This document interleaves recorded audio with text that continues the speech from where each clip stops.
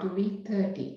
In this week and also in the next week, we'll be looking into the concept of concurrency and how to implement concurrently executed programs.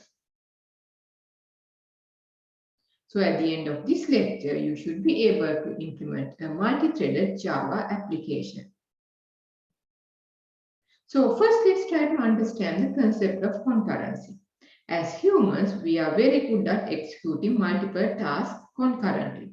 For example, we can talk with each other while walking, or we can have our meals while watching TV. Just like humans, computers can also carry out multiple tasks in a concurrent manner. So if you look at some definitions, in Wikipedia, it says, in computer science, concurrency is a property of systems in which several computations are executing simultaneously and potentially interacting with each other. So here, several computations means several tasks. So executing simultaneously means they are executing roughly at the same time. And in certain cases, these tasks may be interacting with each other. And in Stack Overflow, it says concurrency is when two tasks can start, run, and complete in overlapping time periods. And however, it doesn't mean that all these things like the two tasks have to be starting and ending at the same time. It just says at some point of time while they are running, they may be running in overlapping time periods. So you have been using computers and mobile phones for some time, and you should have experienced these concurrent capabilities of these devices.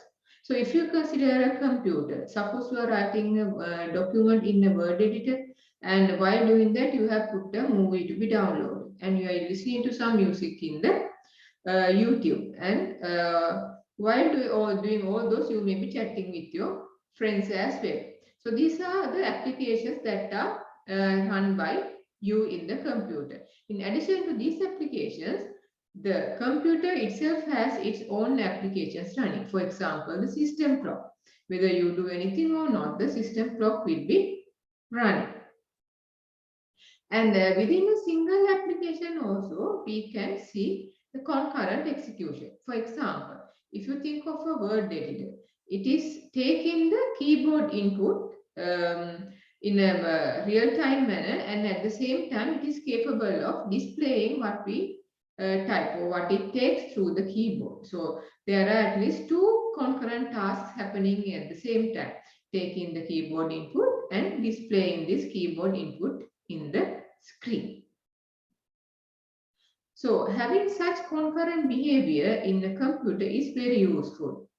So you all know that most of the computers that are there in the market today have multiple processors. So we say multi-core machines.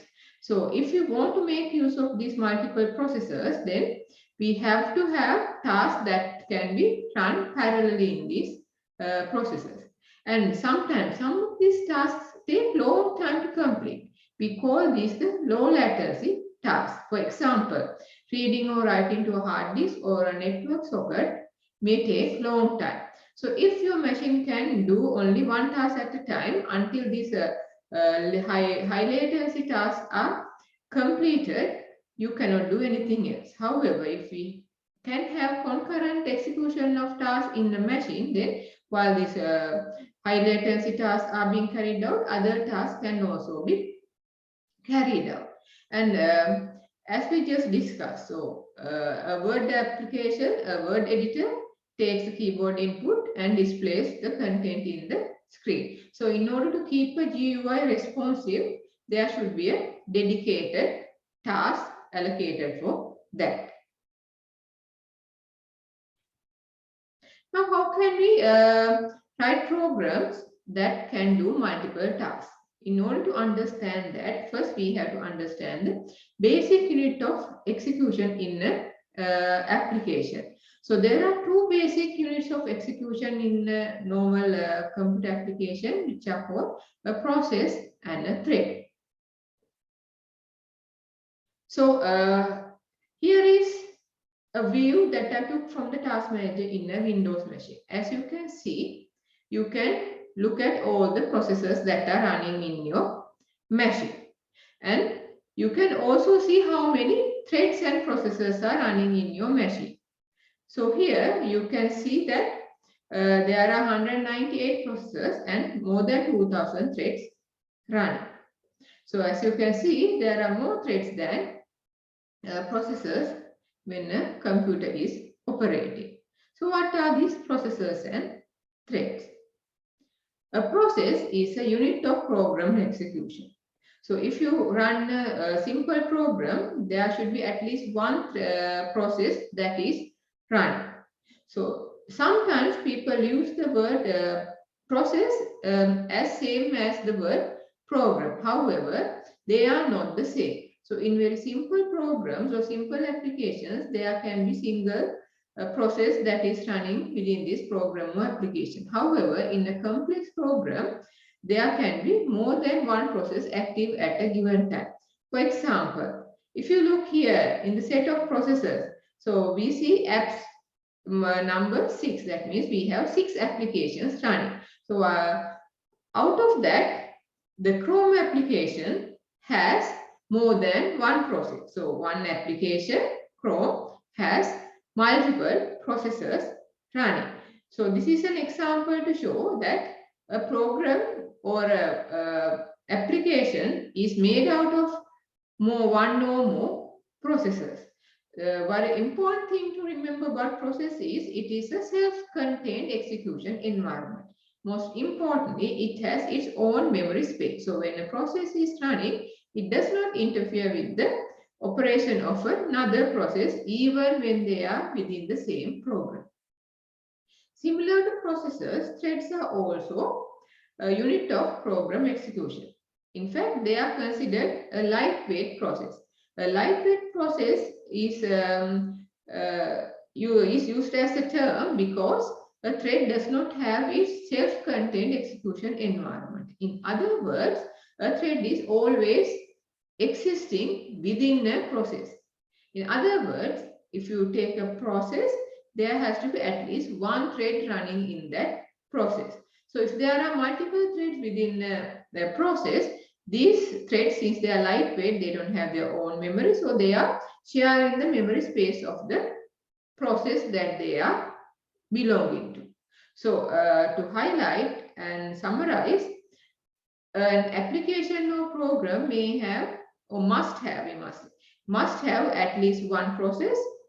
So there can be more than one process as well. And if you take a single process, it has its own execution environment. So multiple processes will not interact with, interfere with each other. And if you take a single process, it should have at least one thread inside it. There can be even more than one thread depending on the nature of the process. However, these threads don't have their own memory space, and the threads belonging to the same process have to share the memory space of the process they belong to. So this diagram shows the relationship between processors and threads. So if you denote a process like this, inside the process there are multiple threads sharing the memory space of this single process, and these threads are concurrently executing. This does not mean they have to start and end at the same time, but during their lifetime in certain places they are concurrently operating. So how can we create threads in our Java programs? In other words, how can we create applications that can have concurrent capabilities? So in order to have our applications with concurrent capabilities, we must have the programs implemented using multiple threads. In other words, in a program, different tasks are carried out by different threads. So now let's see how we can create multiple threads within the same program, such that now we are going to create a multi-threaded Java program. So as you know, since Java is an object-oriented program, everything is carrying this concept of object. So similarly, when you want to create a thread, we create a thread object. So in Java API, to create thread object, they have provided the thread class. So the most simplest way to create a thread is by using this thread class. But there are some advanced ways as well, such as using an executor to create and manage threads. However, such advanced topics will not be discussed here. We will simply look at how we can make use of the thread class to create thread objects. So first, let's try to understand a single-threaded application. In fact, all the Java programs we have been writing throughout this course up to now have been single-threaded. So that means, so when we execute or when we run our program, the main method of the program will be called and it will be started in a new thread. So if you have a simple program that contains this class main, you will have a simple Java program or Java application that is running in a single thread. Now let's see how we can convert the single threaded application into a multi-threaded application.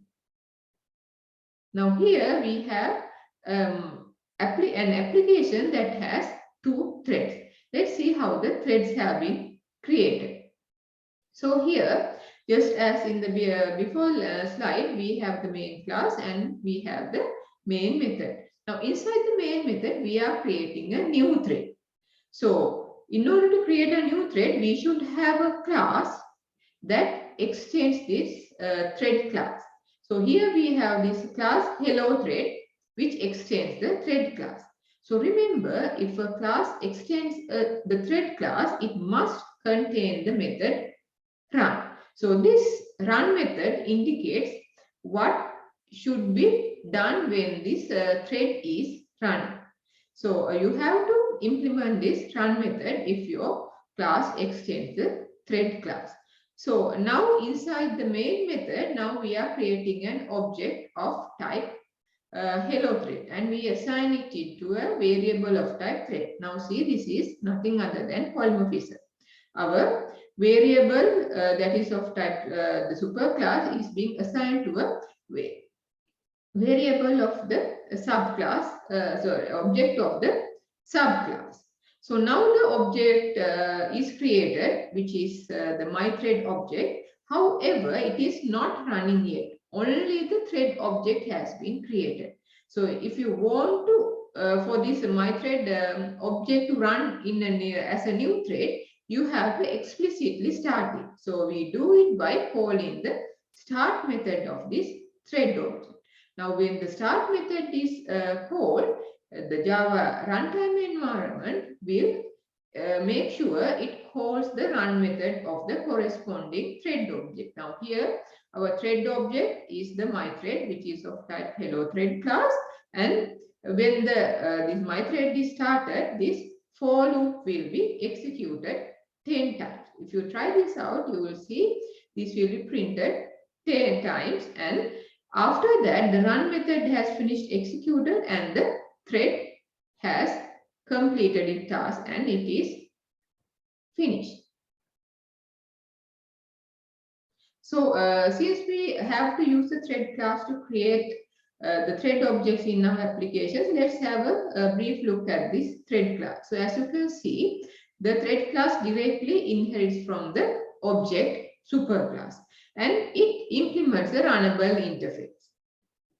And there are multiple constructors that we can use when creating a thread. So in our previous example, we use this simple constructor that does not have any parameters. So now, given that the thread class implements the runnable interface, in fact, this runnable interface contains the run method that we have used here. So given that the thread class implements the runnable interface, we also can bypass the thread class and directly implement the runnable interface. So the runnable interface looks like this. As you can see, the thread class is a class that implements this runnable interface. So how can we use the runnable interface and create a thread. So here, in order to create an object of type thread, our hello runnable class now implements the runnable interface. So in other words, in the previous case, our class extends the thread class to create a thread objects. Now here, instead of that, we are using the runnable interface and get our class to implement that runnable interface. Now, since runnable interface has the abstract method run, it should our class hello runnable must implement this run method, otherwise you will get an error. So now see how we have started our thread. So we are creating a thread object by passing the hello runnable object as a parameter. So here, in other words, we are using this second construct of the thread. So what we have to pass here is a runnable object. So again, here is polymorphism in action. We have a constructor, a thread constructor that expects an object of type runnable, and when the actual constructor is called, we are passing an object of type hello runnable, which implements the runnable interface. So we can say the hello runnable object we are putting here is in essence a runnable object as well. So in that way you create the new thread and you start it. So here we have wrote two things in the single line. We create a new thread and start it. So let's try to understand how the number of threads is determined. So if I go back to this example, now before the thread is started, how many threads are there in our simple application? That means after you execute line 1 marked here, before executing line 2, how many threads are running here? So remember what I said, a thread is not running until it is being started. So after executing 1 and before 2, there is only one thread running. That means our main thread. So in other words, before we execute line 2 marked here, our application has only one thread. But after the start method is called, that means after executing this line 2 marked here, we have 2 threads running until the run method of our hello thread object is finished executing. So we start with a single threaded application, then go to an application that has 2 threads, and after that it will come back to again a single threaded application where the hello thread thread finishes executing. So I hope by now it is clear to you how we can create multiple threads in a given program. So let's look deep into the threads. So to begin with, there are multiple states that a thread can be in. So as I told you, when a thread is in action, when the start method is called on the corresponding thread object. That means after the start method is called, before it finishes its execution, we say the thread is active or thread is alive.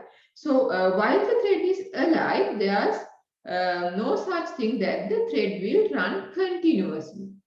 So as you saw in a computer, there are a large number of threads.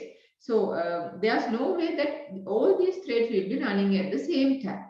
So what the computer does is it has a specific component in the operating system which is called a scheduler, which determines which subset of threads should be running at a given time. So which means although the thread is active, at sometimes it will be running and at the other times it will not be running. So it is determined by not by the thread itself, but by the scheduler. So as you can see, there are 2 basic states: running when the thread is actually doing some execution, and runnable. That means it is active and can run but has not been given a chance by the scheduler. So other than that, there are some other very commonly used states of threads: blocked, waiting, and sleeping. So let's look at these different states as we go along. in this lecture and in the next lecture as well. And while the thread is running, it can be interrupted by another thread. So if you look into the Java API of the thread class, you will see that it has quite a bit of methods. So already we have used the start method to schedule a thread for execution. That means to make a thread alive or to start it in simple terms. And we can use the isAlive method to check whether the thread is alive or not. And again, we can use this isInterrupted and some other related methods to see if the thread has been interrupted. Another method is the sleep, which we will be learning soon in the coming slides. And there's another method called yield, which in which case we can call this method if the thread wants to relinquish or give up its processing time because of some reason. So other than these methods that are very much useful for the execution of the thread, there are some other methods as well. For example, the getters and setters.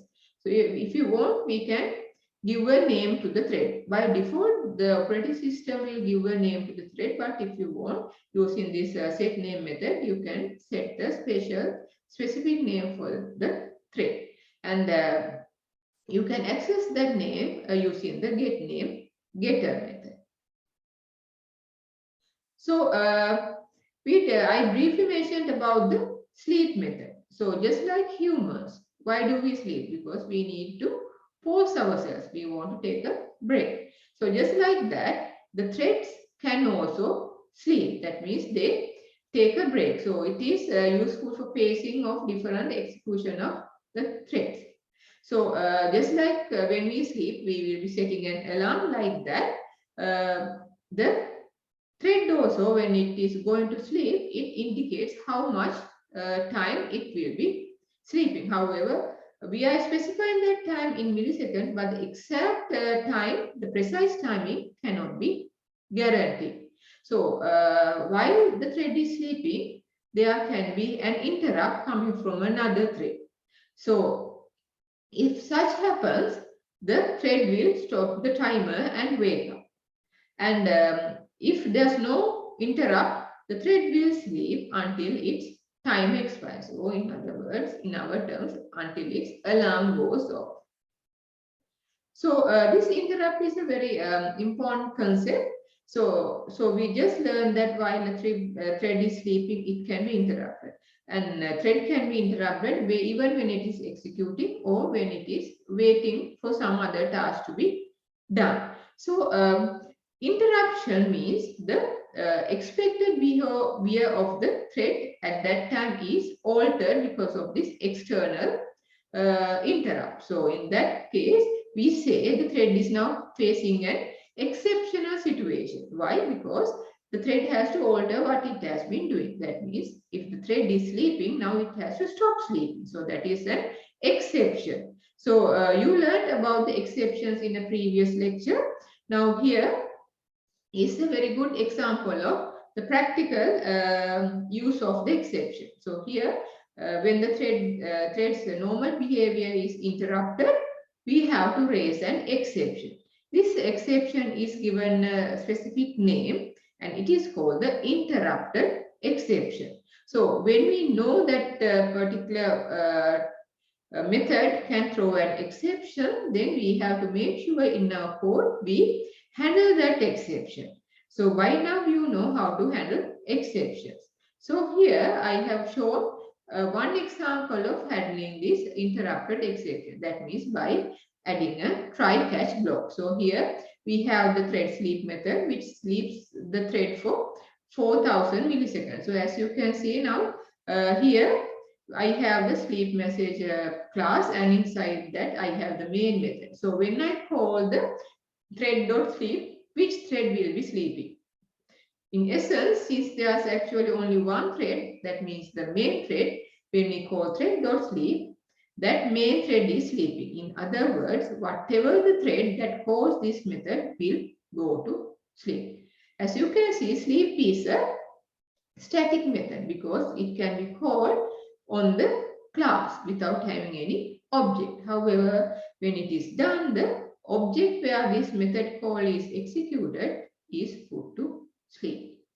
So, so as I told you, when the sleeping thread is interrupted, it will just cancel the timer and wake up. But if you want to add any special logic that should be executed when the thread is abruptly woken up by an interrupter, you can add that logic into the catch block. However, if you don't want to explicitly catch this interrupted exception, you can simply throw it. How do you throw it? You use the keyword throws and you throw the interrupted exception from the method that gets the this exception. Here's another method that is very useful, the join method. So here, the join method is called by a thread if it wants to wait for another thread to complete. And again, it can also be interrupted by another thread. That means while a thread is waiting for another thread to complete, it can get interrupted. So this shows an example of the join method of a thread. So here we have the main method executing, and while it is running, it creates two other threads, the HR1 threads and the HR2 threads. They are both created using the hello runnable class that implements the runnable interface. Now, if you look at this line, hr.start, before this line, how many threads are running in this application? So before hr1.start line is executed, only the threads have been created, but they have not been started. So before that line, our application is single threaded. It has only one thread. But after hr1.start is called, now the hr1 thread is running. So at that instance, we are having two threads running. So after that, we call hr1.join, which means the calling thread. In other words, the thread that calls this join method is waiting for the thread object that it calls this join method on. In other words, our join method is called within our main thread. So our main thread will wait until the hr1 thread is completed. So which means the both threads are alive. Even our main thread is alive. However, it is now blocked. It's not doing anything until the HR1 thread is completed. After that only, after HR1 is completed, after executing 10 runs of this for loop, the HR1 is completed. So now the main thread can resume its work. And then it goes and create the it will start the HR2 thread. So now, while the HR2 is running, again we have two threads. So now remember, when we call hr1.join, once the hr1 is completed, we don't have the hr1 thread running anymore. So after that, while the hr2 is started, we only have the hr2 thread and the main thread running. So basically two threads at that time. So after the HR2 thread has executed this for loop, it is also completed running. So after that, our program comes back to a program that has only one thread. So there are many other concepts related to threads. We will look into some simple concepts in this lecture. So the first concept is daemon threads. So daemon threads are by default having a low priority and it helps other user threads. So normally they are used to run some activities in the background. A very good example is the Java garbage collector. It helps the Java runtime environment by handling the memory related work, but it is running in the background. So if you want to set the thread as a daemon thread, you can use this set daemon method and set it to true. So remember, if you want to convert a thread into a daemon thread, you have to do that before you actually start the thread. Once started, you can't change the thread into a daemon thread. A similar concept is given by the thread priorities. If you look into the thread class, you will see 3 fields defined inside the thread class in the Java API: min priority, norm priority, and max priority. So when a thread is started, it is by default given the no priority level of the thread that actually started that thread. So during the execution, if you want, you can change the priority of this thread to min level or a max level. And you can also use the set priority method to set the priority of your thread into an arbitrary value. So unlike setting a thread to a daemon thread, the priority of a thread can be changed even when the thread is executing. For example, if you look here, the priority of the M2 thread is set to max priority before it is actually started. In contrast, the M1 thread is first started and its priority is set to min priority while the thread is running. So you are free to copy this code and play with the priority values and see what happens. However, given that there are many threads running in the computer and your threads will be very lightweight because they are doing very simple things, it is a bit difficult to actually monitor how the thread execution is impacted by the priority level of the thread.